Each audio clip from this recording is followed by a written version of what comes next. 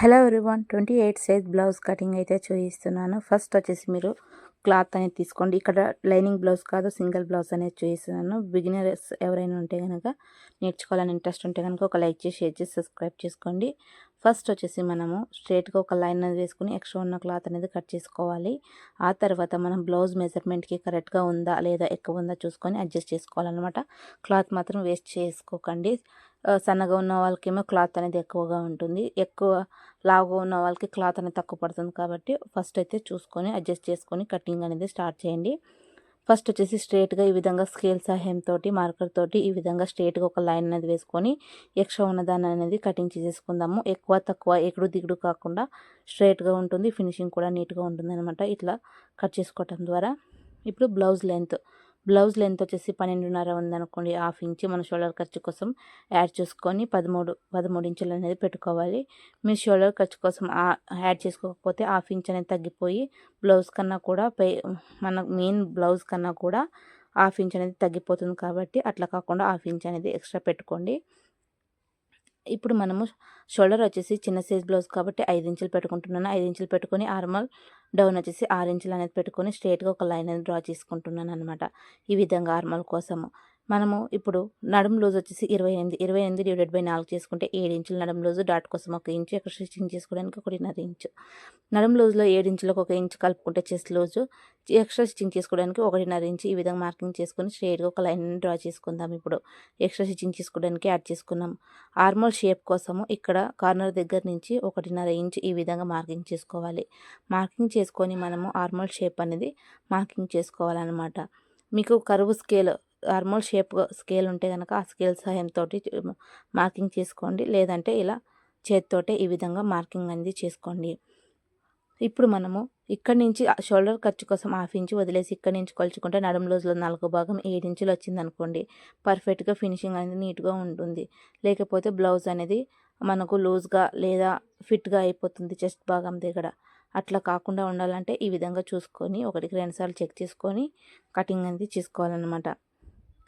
ఇప్పుడు మనము షోల్డర్ వచ్చేసి 5 ఇంచులు తీసుకున్నాం కదా, 5 ఇంచుల్లో వచ్చేసి మనము నెక్ కోసము 2 ఇంచులు, అలాగే ఆర్మల్ కోసము షోల్డర్ కోసము 3 ఇంచులు, నెక్ కోసం 2 ఇంచులు అనేది మార్కింగ్ చేసుకోవాలి.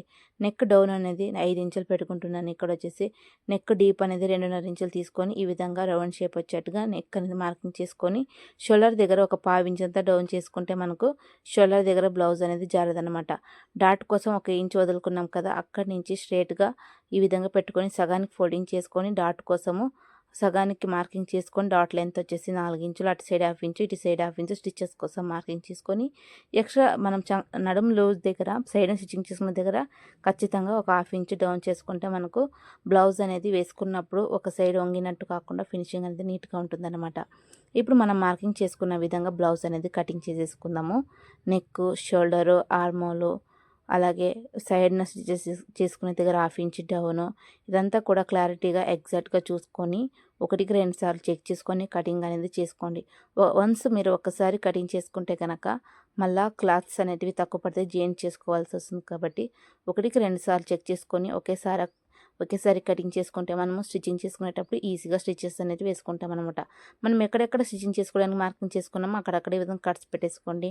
బ్యాక్ పార్ట్ అయితే అయిపోయింది. బ్యాక్ పార్ట్ కన్నా కూడా ఇప్పుడు ఫ్రంట్ పార్ట్ అనేది ఒక 2 ఇంచులంత క్లాత్ ముందుకు జరుపుకొని ఈ విధంగా బ్యాక్ పార్ట్ ఏ విధంగా ఉందో అదే విధంగా మార్కింగ్ అనేది చేసేసుకోండి.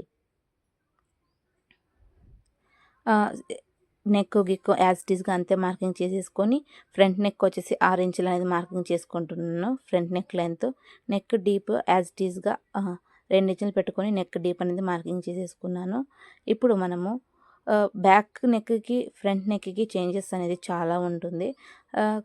క్రాస్ బెల్ట్ కోసం 2 ఇంచులు డౌన్ చేసుకొని ఈ విధంగా అనేది స్ట్రైట్గా ఒక లైన్ అనేది వేసుకుంటున్నాను. ఫస్ట్ వచ్చేసి క్రాస్ బెల్ట్ కోసం వచ్చేసి ఎవరికైనా సరే ఇదే మెజర్మెంట్. క్రాస్ బెల్ట్ మాత్రం ఉక్సుపట్టి కాజపట్టి దగ్గర 1 ఇంచు పైకి, ఉక్సుపట్టి కాజపట్టి దగ్గర నుంచి 2 ఇంచులు మార్కింగ్ చేసుకున్న దగ్గర డాట్ కోసం 2 ఇంచులు, డాట్ కోసం మార్కింగ్ చేసుకున్న దగ్గర హాఫ్ ఇంచు కిందకి ఈ విధంగా మార్కింగ్ చేసుకోవాలన్నమాట డాట్ కోసం. ఎవరికైనా సరే ఇదే మెజర్మెంట్. చెస్ట్ ఎక్కువగా ఉంటే కనుక 2.5 కూడా తీసుకోవచ్చు.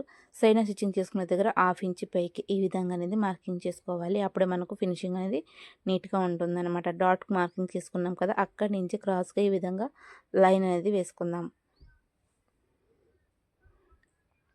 మనం ఇప్పుడు క్లాత్ అనేది బ్యాక్ పార్ట్ కన్నా కూడా ముందుకు జరుపుకున్నాం కదా, ఈ డాట్కి స్టిచ్చింగ్ చేసుకోవడానికి ఖచ్చితంగా 1 లేదా 1.5 ఇంచు ఎక్స్ట్రా క్లాత్ అనేది ఉండాలి. ఆ క్లాత్ కోసం ఎక్స్ట్రా అనేది క్లాత్ అనేది జరుపుకున్నాము. ఇప్పుడు యాజ్ టీజ్గా కటింగ్ చేసేసుకుందాం. ఇక్కడ ఫ్రంట్ సైడ్ వచ్చేసి ఒక 1/2 ఇంచ్ అంతా ఆర్మల్ దగ్గర షేప్ తీసుకోవాలి. అప్పుడే మనకు చంక దగ్గర ముడతల్లాగా రాకుండా ఫినిషింగ్ అనేది నీట్గా ఉంటుందన్నమాట. ఆ క్లిప్ అనేది మిస్ అయిపోయింది, అందుకనేసి ఇప్పుడు మళ్ళీ మార్కింగ్ చేసుకొని కటింగ్ చేస్తున్నాను. ఎవరైనా టైలరింగ్ క్లాసెస్ నేర్చుకోవాలని ఇంట్రెస్ట్ ఉంటే కనుక ఒక లైక్ చేసి, షేర్ చేసి, సబ్స్క్రైబ్ చేసుకోండి. మీరు చేసే ఒక లైక్, షేర్, సపోర్ట్ వలన ఛానల్ గ్రోత్ కూడా పెరుగుతుంది. అలాగే మీకు ఎప్పటికప్పుడు నోటిఫికేషన్ కూడా వస్తాయి కాబట్టి ప్రతి ఒక్కరు సబ్స్క్రైబ్ చేసుకోండి.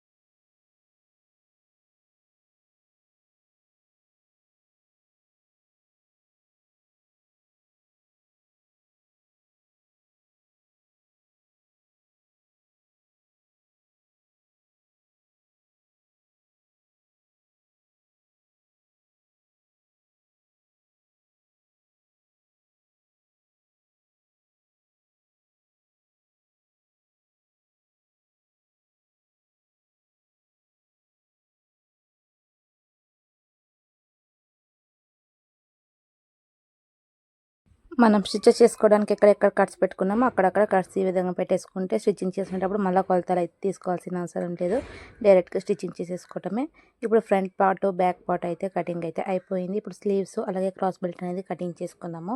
క్రాస్ బెల్ట్ మాత్రం అందరికీ ఒకే విధంగా అయితే వస్తుంది, కాకపోతే విడ్త్ అనేది చేంజ్ అవుతూ ఉంటుంది. ఇప్పుడు మనం స్లీవ్స్ అయితే కటింగ్ చేసుకుందాము. ఫస్ట్ వచ్చేసి ఇప్పుడు 2 మడతలుగా క్లాత్ అనేది ఫోల్డింగ్ చేసుకున్నాను. మళ్ళీ నేను ఇంకా 2 మడతలు అనేది ఫోల్డింగ్ చేసుకున్నాను. టోటల్గా వచ్చేసి 4 మడతలు. ఇక్కడ 2 మడతలు మాత్రము ఒక ముందుకైతే జరుపుకుంటున్నాను అన్నమాట. తక్కువగా ఫోల్డింగ్ చేసుకుంటున్నాను.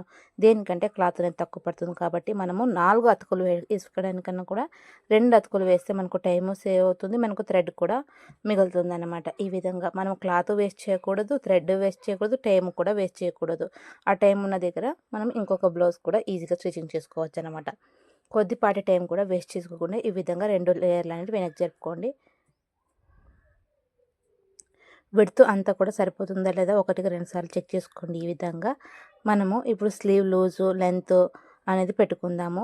నడుము లూజ్ వచ్చేసి 7 ఇంచులు ప్లస్ ఎక్స్ట్రా స్టిచ్చింగ్ చేసుకోవడానికి 1.5 ఇంచు కదా, టోటల్గా 8.5 ఇంచులు వచ్చేట్టుగా ఈ విధంగా చూసుకొని అడ్జస్ట్ చేసుకోండి క్లాత్ అనేది. ఫస్ట్ వచ్చేసి మీరు ఇక్కడ చూస్తున్నారు, టోటల్గా వచ్చేసి 8.5 ఇంచెస్ అన్నమాట. ఈ విధంగా రావాలి.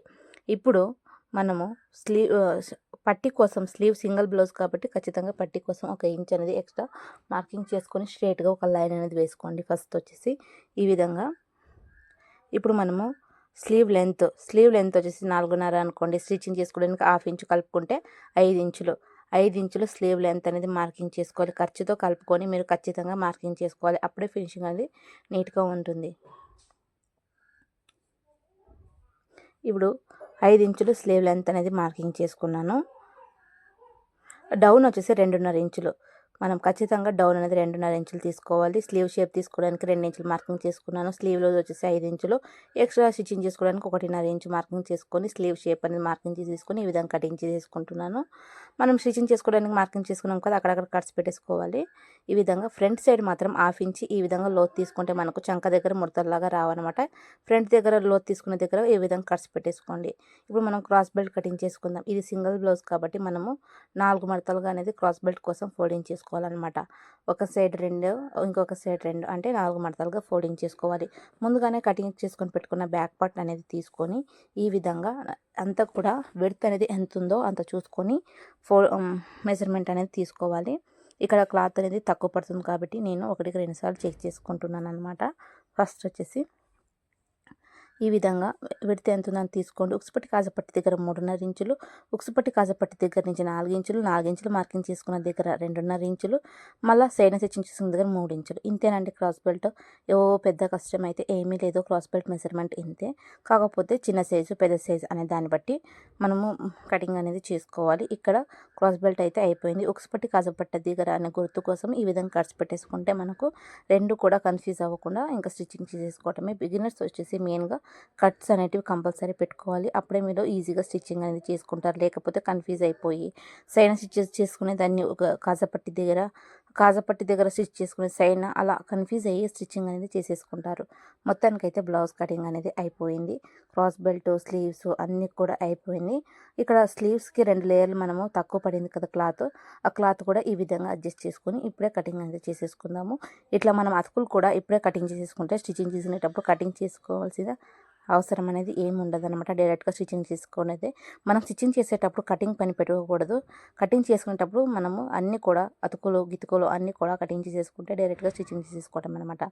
ఇప్పుడు మనము గోటు కోసం అంటే పైపింగ్ కోసం కూడా 1 ఇంచ్ క్లాత్ అనేది విడ్త్ 1 ఇంచు, లెంత్ అనేది మనకు బ్లౌజ్ అది కొలుచుకోలేము. కాస్త ఎక్కువగానే ఉండేటట్టుగా అనేది కటింగ్ చేసుకోవాలి. లెంత్ అనేది విడ్త్ మాత్రం 1 ఇంచ్ అనేది కంపల్సరీగా ఉండాలి. పైపింగ్ కోసం కూడా కటింగ్ అనేది చేసేసుకుంటున్నాను. ఇప్పుడు రెండు లేయర్లు పైపింగ్ కోసం అనేది కటింగ్ చేసేసుకున్నాను. సైడ్న మనం పైపింగ్ కోసం ఈ విధంగా క్రాస్ కట్ చేసుకుంటే స్టిచ్చింగ్ చేసేటప్పుడు చాలా బాగుంటుంది అనమాట. పైపింగ్ ఉక్సుపట్టి కాజపట్టి కోసం కూడా కటింగ్ అనేది చేసేసుకుంటున్నాను. చూసారు కదా, బ్లౌజ్ అనేది సింపుల్గా ఈజీ ఫార్ములాతోటి అయితే మీకైతే చెప్పాను. నచ్చిన వాళ్ళు సపోర్ట్ చేసి ఒక లైక్ చేసి షేర్ చేసి సబ్స్క్రైబ్ చేసుకోండి. ఈ వీడియోలో మీకు ఏదైనా డౌట్గా కనుక ఉంటే కనుక కామెంట్ సెక్షన్లో కామెంట్ చేయండి. ప్రతి ఒక్కరు back part, front part, piping, ఉక్సుపట్టి కాజపట్టి, క్రాస్ బెల్ట్, స్లీవ్స్ టోటల్గా బ్లౌజ్ అనేది కటింగ్ అయిపోయింది. ఒకే వీడియోలో 10 నిమిషాల్లో మీరు ఒక్కటి కాదు కదా ఏకంగా 10 బ్లౌజులైనా ఈజీగా కటింగ్ చేసుకోవచ్చు. ఫస్ట్ వచ్చేసి మీరు మెజర్మెంట్ ఏ విధంగా తీసుకోవాలి, షేప్స్ అవన్నీ గుర్తుపెట్టుకుంటే సరిపోతుంది. చూసారు కదా, బ్లౌజ్ కటింగ్ అనేది మీకు అందరికీ వచ్చేసిందని అనుకుంటున్నాను. ఏదైనా ఉంటే డౌట్స్ కనుకుంటే కామెంట్ సెక్షన్లో కామెంట్ చేయండి. ఇంకొక వీడియోతో అయితే కలుద్దాం. బాయ్.